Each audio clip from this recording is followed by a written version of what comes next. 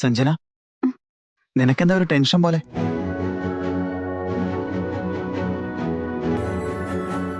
ഇവിടെ ഉള്ളവരെല്ലാം നിന്റെ സ്വന്തം ആൾക്കാരല്ലേ? എന്നെ നിനക്ക് നേരത്തെ അറിയാം. എന്റെ അച്ഛനെ അമ്മയും മാത്രം നീ ആദ്യമായിട്ട് കാണുന്നേ. അപ്പോഴേക്ക് നീ ഇങ്ങനെ പേടിച്ചാൽ എങ്ങനെയാ സഞ്ജനെ?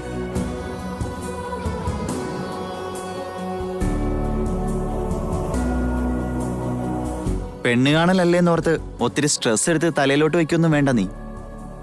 നീ എന്നത്തെയും പോലെ സാധാരണയായി നിന്നാ മതി. ഞാൻ നിന്നെ പുതിയതായിട്ട് കാണുന്നല്ലോ. അതിരിക്കട്ടെ, നീ എവിടെ ജോലി ചെയ്യുന്നെന്ന് പറഞ്ഞില്ല. ഞാനൊരു സോഫ്റ്റ്വെയർ എഞ്ചിനീയർ ആണ് ആന്റി. മാസം എത്ര വരുമാനം കിട്ടുന്നുണ്ട്? 2 lakhs. 2 lakhsോ? ഞങ്ങളുടെ താഴെ ജോലി ചെയ്യുന്ന കുറെ ഏറെ പേര് ഈ സാലറി വാങ്ങുന്നുണ്ട്.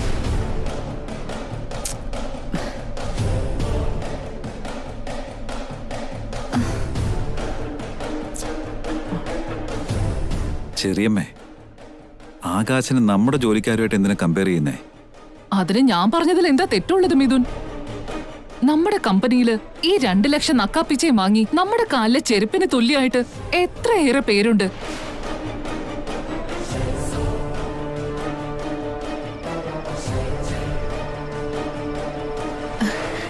അത് പിന്നെ ചെറിയമ്മേ, ശമ്പളത്തിന്റെ കനനുസരിച്ചല്ല നമ്മൾ ഒരാളെ അളക്കേണ്ടത്.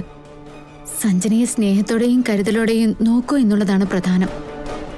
നല്ല വരുമാനം ഉണ്ടെങ്കിലല്ലേ കുടുംബത്തെ നല്ലോണം നോക്കാനും പറ്റൂ. പണം മാത്രമാണ് സന്തോഷം തരുന്നതെന്ന് ചിന്തിക്കരുത് ചെറുമേ. സ്നേഹവും ബഹുമാനവും നൽകുന്ന, കൈവെള്ളയിൽ വെച്ച് നോക്കാൻ കെൽപ്പുള്ള നല്ലൊരു മനസ്സുണ്ടായാൽ മതി. ആകാശ സഞ്ജനയെ അതുപോലെ നോക്കിക്കൊള്ളൂ എന്നുള്ള വിശ്വാസം എന്റെ മനസ്സിലുണ്ട് ചെറിയമ്മേ. അല്ലെങ്കിൽ നിനക്കെന്ത് പോയി മേഘനെ? പുളിങ്കൊമ്പേ കയറി പിടിക്കാൻ ഭാഗ്യം കിട്ടിയതുകൊണ്ട് നീ കോടീശ്വരന്റെ വീട്ടിലെ മരുമകളായി. അപ്പൊ മറ്റുള്ളവരുടെ കാര്യത്തിൽ എന്തും പറയാലോ. പ്രിയംവദേ, 4 പേരുടെ സമക്ഷത്ത് എങ്ങനെ സംസാരിക്കണമെന്നറിയില്ലേ? ഇവിടെ ഇപ്പൊ ടോപ്പിക്ക് മേഘനയല്ല. നിന്റെ മോള് സഞ്ജനയാണ്. സഞ്ജനയുടെ പെണ്ണു കാണൽ, അതിനെക്കുറിച്ച് മാത്രം സംസാരിക്കും. ഞങ്ങൾക്ക് സഞ്ജനയെ ഇഷ്ടമായി, ഈ കുടുംബത്തെയും ഇഷ്ടപ്പെട്ടു. ഇനി ഞങ്ങളുടെ ആകാശിനെ കുറിച്ച് നിങ്ങളുടെ അഭിപ്രായം പറയൂ. പെണ്ണ് കാണാൻ വന്ന വഴിക്ക് തന്നെ ഒരു ജീവൻ രക്ഷിക്കാൻ ശ്രമിച്ച പയ്യനല്ലേ? അപ്പൊ തന്നെ അവന്റെ മനസ്സെനിക്ക് മനസ്സിലായതാ.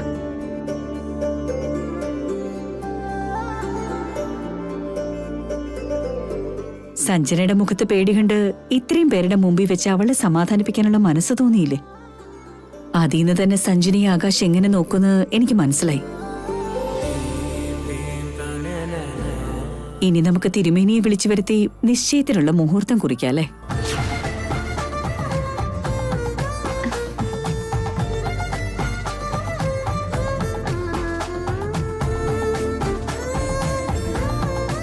കല്യാണ പെണ്ണിന്റെ വല്യമ്മ മാത്രമേ ഇവിടെ സംസാരിച്ചു കണ്ടുള്ളൂ.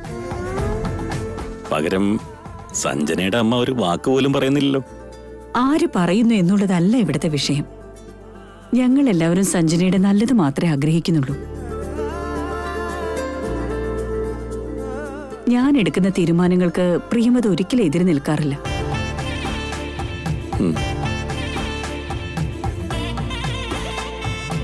അപ്പൊ ഈ തീരുമാനവും അവളെ സമ്മതിക്കുന്നുള്ളത് എനിക്ക് തീർച്ചയാണ്. എന്തു പറയുന്നു പ്രിയമത? അത് പിന്നെ അങ്ങനെയല്ലേ ചേച്ചി. മിഥുൻ, നീ ആ തിരുമേനി ഒന്ന് ഇങ്ങോട്ട് വിളിക്ക്. Okay ma'am.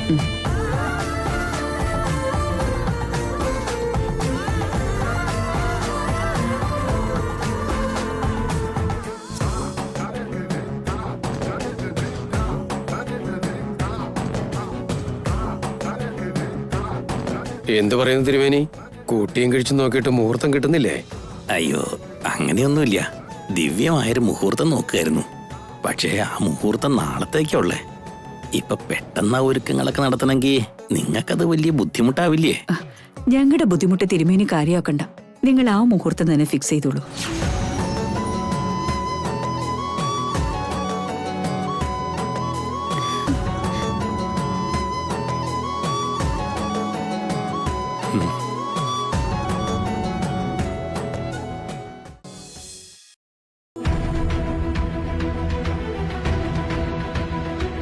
അന്നത്തെ ആ ബ്ലാസ്റ്റ് നീ മനഃപൂർവ്വം ആളെ വെച്ച് ചെയ്യിച്ചതായിരുന്നല്ലേ? അതെ, ഞാൻ തന്നെ ചെയ്യിച്ചേ. അങ്ങനൊരു ബ്ലാസ്റ്റ് ചെയ്യേണ്ട കാരണം എന്തായിരുന്നു? നീ അടുത്തു കൂടിയതുകൊണ്ടാണ് മിഥുൻ അപകടങ്ങൾ വീണ്ടും ഉണ്ടാവുന്നതെന്ന് എനിക്ക് വരുത്തി തീർക്കണമായിരുന്നു. അങ്ങനെ വരുമ്പോ നിന്നെ ഇവിടെ നാട്ടി ഓടിക്കാൻ അരുണിമാന്റെ തയ്യാറാവും. ഇപ്പൊ തന്നെ നടന്നതെല്ലാം എല്ലാവരെയും വിളിച്ചു പറഞ്ഞ് നിന്റെ മുഖം മൂടി ഇന്ന് ഞാൻ പൊളിക്കും.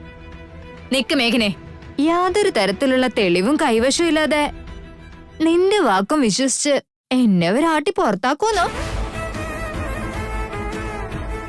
ഞാനെന്ന തടസ്സം മാറിക്കിട്ടാൻ എത്ര വലിയ കടുങ്കയ്യ മഞ്ജരി ചെയ്തത്. പക്ഷെ അവളിത് മിഥുനേട്ടനെ അപകടപ്പെടുത്താൻ വേണ്ടി ചെയ്തതൊന്നുമല്ല. പിന്നെങ്ങനെയാ ഒരാളെ കൊല്ലാനും മാത്രം ശക്തിയുള്ളൊരു ബ്ലാസ്റ്റ് അന്ന് കൊറിയയിൽ സംഭവിച്ചത്?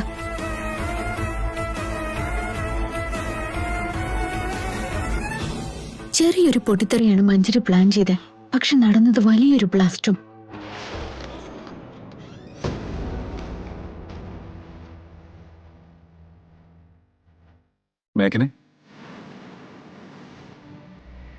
മേഘനെ വിളിച്ചത് കേട്ടില്ലേ? മിഥുനേട്ടാ, പരിസരബോധം പോലും ഇല്ലാതെ നീ എന്താ ഇതിന് മാത്രം ആലോചിച്ചോണ്ടിരിക്കുന്നേ? ഏയ് ഒന്നുമില്ല മിഥുനേട്ടാ. എന്തോ സംഗതി ഉണ്ടെന്ന് നിന്റെ മുഖം കണ്ടാൽ തന്നെ അറിയാൻ പറ്റും. എന്നിട്ട് ഒന്നുമില്ലെന്ന് പറഞ്ഞാൽ ഞാൻ വിശ്വസിക്കണോ അത്? നീ ആഗ്രഹിച്ച പോലെ സഞ്ജനയുടെ വിവാഹവും ഫിക്സ് ചെയ്തു.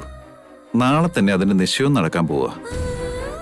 സഞ്ജന സന്തോഷിക്കുന്ന കാണുമ്പോ നിനക്കും അതിൽ സന്തോഷമാവുമെന്ന് എനിക്ക് ഉറപ്പാ. എന്നിട്ടും നിന്റെ മുഖത്ത് ആ സന്തോഷം കാണാൻ പറ്റുന്നില്ല എനിക്ക്. വേറെന്തെങ്കിലും ഇവിടെ ഉണ്ടായോ? ക്വാറിയിൽ എന്നൊരു ബ്ലാസ്റ്റ് നടന്നില്ലേ മിഥുനേട്ടാ? ആ ബ്ലാസ്റ്റിന് പുറകിൽ എന്തോ ഒരു ഗൂഢാലോചനയുണ്ട്. ആ അപകടം ആരോ മനഃപൂർവ്വം ചെയ്യിച്ചത് തന്നെയാണ് ഏട്ടാ. ആരുടെ കൈയും ഉണ്ടായിരുന്നില്ലെങ്കിൽ ബ്ലാസ്റ്റ് പ്ലാൻ ചെയ്യാത്തൊരു ദിവസം അത്രയും വലിയൊരു അപകടം സംഭവിച്ചത് എന്തിനായിരുന്നു? അതിനെക്കുറിച്ച് ഞാൻ ആലോചിച്ചുകൊണ്ടിരുന്ന.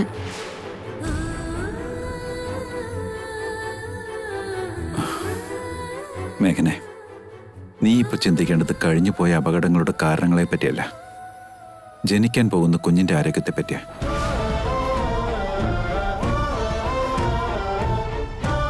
ഞാൻ എത്ര തവണ പറഞ്ഞിട്ട് നിനക്കത് മനസ്സിലാവുന്നുമില്ല. ആ കുഞ്ഞ് ആരോഗ്യത്തോടെ ജനിക്കണമെങ്കിൽ നിനക്ക് നല്ല ആരോഗ്യവും സന്തോഷവും ഉണ്ടാവണം. അങ്ങനെ നിനക്ക് ആരോഗ്യം ഉണ്ടാവണമെങ്കിൽ കൃത്യസമയത്ത് ആഹാരം കഴിക്കുകയോ ഉറങ്ങുകയൊക്കെ വേണം. മിഥുനേട്ടനെ ചുറ്റി എന്തൊക്കെയോ അപകടങ്ങൾ മണക്കുന്ന സമയത്ത് എനിക്കെങ്ങനെ മനസ്സമാധാനത്തോടെ ഉറങ്ങാൻ പറ്റുക? നീ അതൊക്കെ വിട. എനിക്ക് അതിന് മാത്രം ശത്രുക്കളൊന്നുമില്ല. ഒരൊറ്റ ശത്രു മാത്രമേ ഉള്ളൂ. അവൻ ആരാണെന്ന് നിനക്കറിയുകയും ചെയ്യാം. വഴിയെ കടന്നു പോകുന്ന സമയത്ത് പോലും അവന് വായി തോന്നിയത് എന്തും വിളിച്ചു പറയാൻ ഒരു മടിയില്ല. ഇന്നൊരു സംഭവം ഉണ്ടായി. അവൻ എൻ്റെ ഓപ്പോസിറ്റ് റോങ് സൈഡ് കയറി വരികയായിരുന്നു. നിന്റെ അന്ത്യം ഞാൻ കുറിക്കും, നിന്റെ ഫാമിലി ഞാൻ നിലംപരിച്ചാക്കും എന്നൊക്കെ പറഞ്ഞ് എന്നത്തെയും പോലെ വെല്ലുവിളിച്ചിട്ടാവും പോയത്. എത്ര തവണ തോറ്റാലും അവനൊരിക്കലും നന്നാവില്ല. തല തിരിഞ്ഞ ബുദ്ധി അവൻ്റേത്. നമുക്ക് എന്ത് ചെയ്യാൻ പറ്റും? അങ്ങനെയാണെങ്കിൽ അന്നത്തെ ആ ബ്ലാസ്റ്റിന്റെ പുറകിലും അയാൾ തന്നെ ആയിരിക്കും. അവൻ അത്രയ്ക്കുള്ള സീനൊന്നുമില്ല മേഘനെ. ദേഷ്യത്തോടെ എന്തെങ്കിലും വിളിച്ചു പറയുന്നല്ലാതെ ഇതുപോലെ പ്ലാൻ ചെയ്ത് എന്തെങ്കിലും നടത്താൻ അവനെ കൊണ്ട് കഴിയില്ല. ആ പ്രവീൺ മാധവ് അത്രയും കോൺഫിഡൻസോട് കൂടി കാര്യങ്ങൾ പറയുമ്പോ മിഥുനേട്ടനെയും നമ്മുടെ ഫാമിലിയെയും അവൻ ഒന്നും വെച്ച് കഴിഞ്ഞെന്നല്ലേ അർത്ഥം?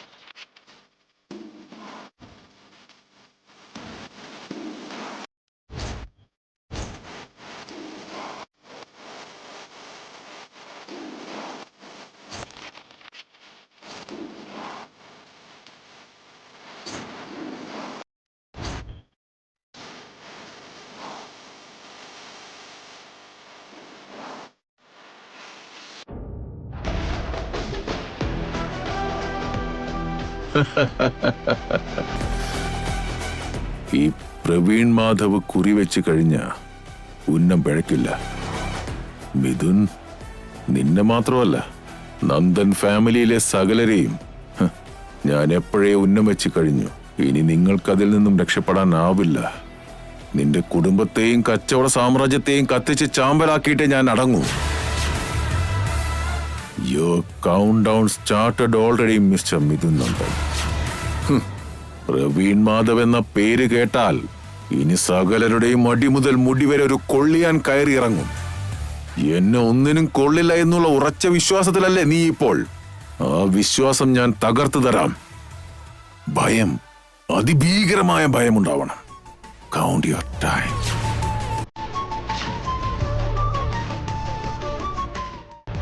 മേഘനയ്ക്ക് വന്നേ.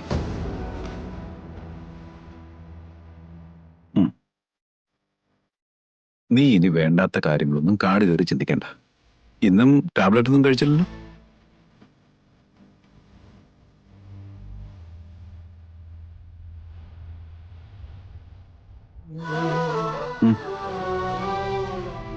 ഇപ്പൊ നിന്റെ ആരോഗ്യമാണ് ഇമ്പോർട്ടന്റ്. അതുകൊണ്ട് ഒന്നുമല്ല. മനസ്സിലായല്ലോ? ആ ടാബ്ലറ്റ് കഴിക്കേ.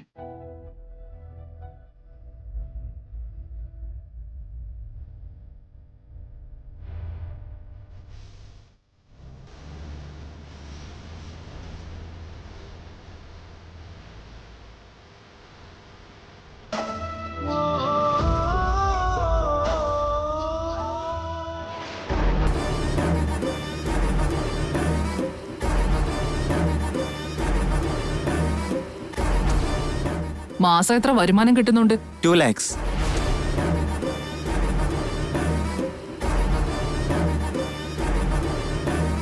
ഇനി നമുക്ക് തിരുമേനിയെ വിളിച്ചു വരുത്തി നിശ്ചയത്തിനുള്ള മുഹൂർത്തം കുറിക്കാല്ലേ?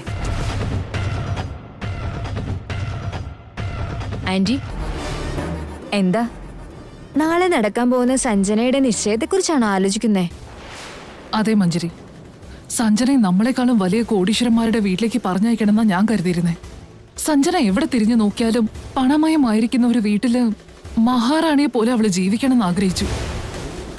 എന്നിട്ടിപ്പോ ആഫ്റ്റർ ഓൾ മാസം 2 ലക്ഷം മാത്രം വരുമാനമുള്ള ഒരു സാധാരണക്കാരന്റെ അടുത്തേക്ക് അവളെ പറഞ്ഞയക്കാന്ന് വെച്ചാ അതോർത്തിട്ട് എനിക്ക് സഹിക്കാൻ പറ്റുന്നില്ല. മകളുടെ ഭാവിയെക്കുറിച്ച് ആന്റി ഇത്രയൊക്കെ ചിന്തിച്ചിട്ടും അരുണിമേണ്ടിയുടെ മനസ്സില് എന്താ ഇതൊന്നും ഇല്ലാത്തതെന്നാ എനിക്ക് മനസ്സിലാവാത്തത്. സഞ്ജനയെ വലിയൊരു ബിസിനസ് മാഗ്നറ്റിനെ കൊണ്ട് കല്യാണം കഴിപ്പിക്കുമെന്നാ ഞാൻ കരുതിയത്. ഒടുവിൽ ഇങ്ങനെ വല്ലവന്റെ കീഴിൽ പണിയെടുക്കുന്ന ഒരു സാധാരണ എംപ്ലോയിയെ കൊണ്ട് കല്യാണം കഴിപ്പിക്കുന്നത് എന്തിനാ ആന്റി? ഇതിലും ഭേദം സന്തോഷം തന്നെയായിരുന്നു. സഞ്ജന അവരുടെ സ്വന്തം മകളൊന്നും അല്ലല്ലോ. അപ്പൊ പിന്നെ ഏതവന്റെ തലയെ കെട്ടിവെച്ച് കൊടുത്താലും അവർക്ക് എന്ത് ചെയ്താം? സഞ്ജന കയറി ചെല്ലുന്ന ഇടത്ത് നരകിക്കോ മരിക്കോ എന്ത് വേണമെങ്കിലും ചെയ്യട്ടെന്ന് അവര് കരുതി കാണും. അരുണിമേച്ചി എല്ലാ കാര്യങ്ങളും മരിച്ചു പിറകി തീരുമാനം എടുക്കുന്ന ആളാ. എന്നിട്ട് എന്റെ മോളുടെ ഒരു കാര്യം വന്നപ്പോ എടുത്തു ചാടി ഇങ്ങനെ ഒരു തീരുമാനം എടുത്തത് എന്താന്ന് എനിക്ക് മനസ്സിലാവുന്നില്ല മഞ്ജരി. സഞ്ജന പ്രണയിച്ച വ്യക്തിയല്ലേ? ഇഷ്ടപ്പെട്ട ആൾക്ക് തന്നെ കല്യാണം കഴിച്ചു കൊടുത്താ സഞ്ജന സന്തോഷിക്കുമെന്നായിരിക്കും ആന്റി വിചാരിക്കുന്നതെങ്കിലോ? ഇതിന്റെയൊക്കെ പ്രധാന കാരണക്കാരി ആ മേഘന തന്നെയാ. ചെറുക്കൻ ഒത്തിരി നല്ലവനാ, കൈവെള്ളെ വെച്ച് നോക്കിക്കോളൂന്നൊക്കെ പറഞ്ഞ് അരുണിമേച്ചിയുടെ മനസ്സ് കലുഷിതമാക്കി മാറ്റിയത് ആ മേഘനയാ. ആ മേഘന മാത്രം ആകാശിനെ കുറിച്ച് നല്ലൊരു സർട്ടിഫിക്കറ്റ് കൊടുത്തില്ലായിരുന്നെങ്കിൽ ഈ ബന്ധത്തിന് ആരും അത്ര ഇമ്പോർട്ടൻസ് കൊടുക്കില്ലായിരുന്നു. അപ്പൊ ഇനി എന്താ ചെയ്യേണ്ട ആന്റി? എന്ത് ചെയ്യും മഞ്ജരി? എങ്ങനെയെങ്കിലും ഈ നിശ്ചയം നമുക്ക് മുടക്കണം. എന്റെ മനസ്സിൽ അതേ ആഗ്രഹം തന്നെയാ. പക്ഷെ ഈ നിശ്ചയം മുടങ്ങണമെന്നുണ്ടെങ്കിൽ എല്ലാവരുടെയും ശ്രദ്ധ മറ്റൊരു കാര്യത്തിലേക്ക് ഡൈവേർട്ട് ചെയ്യണം. അപ്പൊ ഇതെല്ലാവരും മറക്കും. അങ്ങനെ ഡൈവേർട്ട് ആവണമെങ്കിൽ നമ്മൾ എന്താ ചെയ്യണ്ടേ? എന്നാലും അങ്ങനെ ഡൈവേർട്ട് ചെയ്യാൻ പറ്റിയ എന്ത് കാര്യം ഇവിടെ ഉള്ളത്? ഉണ്ട് ആന്റി, മേഘനയുടെ പ്രഗ്നൻസി. മേഘന ശരിക്കും പ്രഗ്നന്റ് ആണോ അല്ലയോ എന്ന് എനിക്ക് ഇപ്പോഴും നല്ല ഡൗട്ട് ഉണ്ട് ആന്റി. മേഘന യഥാർത്ഥത്തിൽ പ്രഗ്നന്റ് അല്ല, പ്രഗ്നന്റ് ആയതുപോലെ വല്ലതും അഭിനയിക്കുകയാണോന്ന് നമുക്ക് പ്രൂവ് ചെയ്തെടുക്കാൻ കഴിഞ്ഞാ ഈ വീട്ടില് വലിയൊരു അഗ്നിപർവ്വതം പൊട്ടും. അതിൽ നിന്നും പുറത്തു വരുന്ന ലാവയിൽ സഞ്ജനയുടെ ഈ ആലോചന നമുക്ക് മുക്കിക്കളയാനും പറ്റും. ഐഡിയ ഒക്കെ അടിപൊളി തന്നെയാണ്. പക്ഷെ അത് ഇംപ്ലിമെന്റ് ചെയ്യണമെന്നുണ്ടെങ്കിൽ ആദ്യം നമ്മൾ മേഘനയ്ക്ക് പ്രഗ്നൻസി ഇല്ലെന്ന് പ്രൂവ് ചെയ്യണ്ടേ? അതിന് ഞാനൊരു ഐഡിയ വെച്ചിട്ടുണ്ട് ആന്റി. എന്താണ് ഐഡിയ?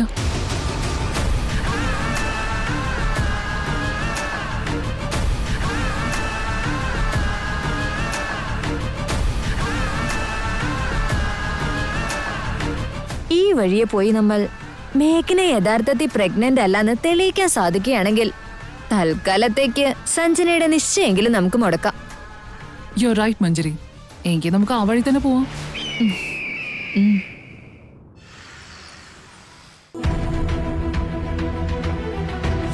നീ അടുത്തു കൂടിയതുകൊണ്ടാണ് മിഥുൻ അപകടങ്ങൾ വീണ്ടും ഉണ്ടാവുന്നതെന്ന് എനിക്ക് വരുത്തി തീർക്കണമായിരുന്നു. അങ്ങനെ വരുമ്പോ നിന്നെ ഇവിടെ നാട്ടി ഓടിക്കാൻ അരുണിമാന്റി തയ്യാറാവും. നീയും മിഥുനും തമ്മിൽ വേർപിരിയണം.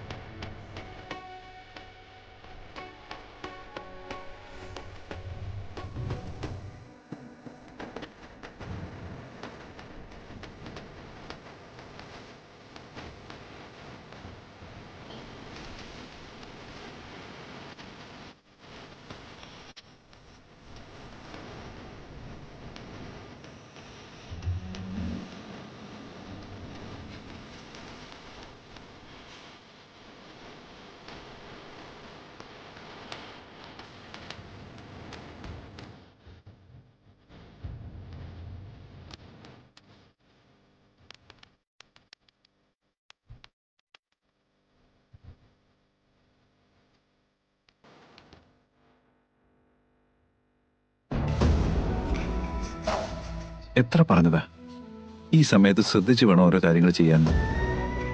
നീ എന്താ ഈ കാര്യങ്ങൾ ഒട്ടും ശ്രദ്ധിക്കാത്തത്? ഇപ്പൊ ഞാൻ തന്നെ പിടിച്ചില്ലായിരുന്നെങ്കിൽ തെന്നി താഴെ വീഴില്ലായിരുന്നോ?